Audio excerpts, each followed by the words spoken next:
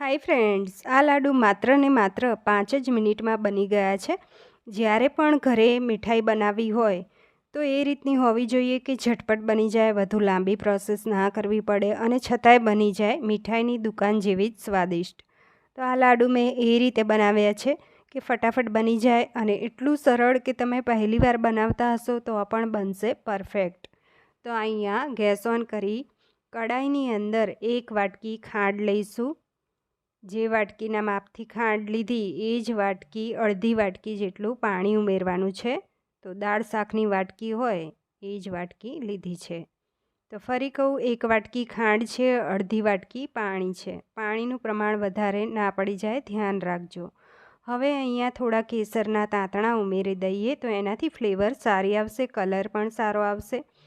અહીંયા 5 થી 6 ઇલાયચી વાટીને એડ કરી લેવાની, તો એનાથી પણ ફ્લેવર ખૂબ જ સરસ આવશે। હવે ખાંડને ધીમા તાપે ઓગાળી લેવાની છે।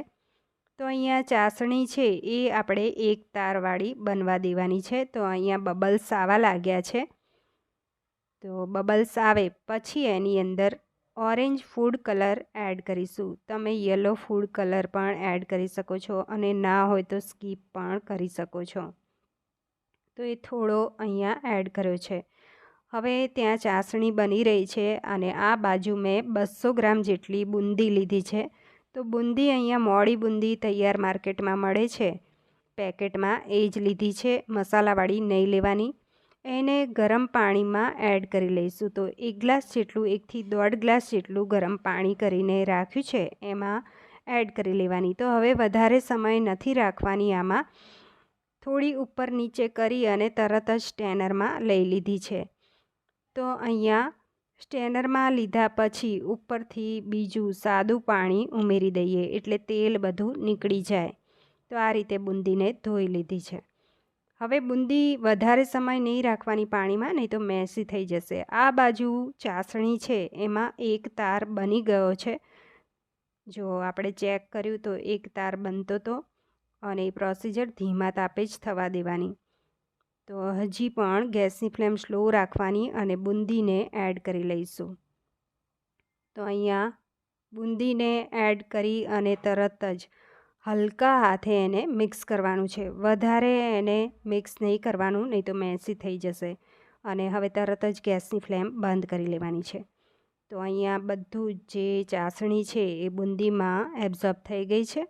હવે તરત જ એને એક થાળીમાં લઈ લઈએ એટલે એની કુકિંગ પ્રોસેસ છે એ સ્ટોપ થઈ જાય। તો તમારે આટલું ધ્યાન રાખવાનું રહેશે કે બુંદી છે એ પાણીમાં જ્યારે તમે પલાળો ત્યારે થોડું ઉપર નીચે કરી અને તરત લઈ લેવાની અને ચાસણીમાં નાખ્યા પછી હલકા હાથે મિક્સ કરવાનું એટલે મેસી ના થઈ જાય।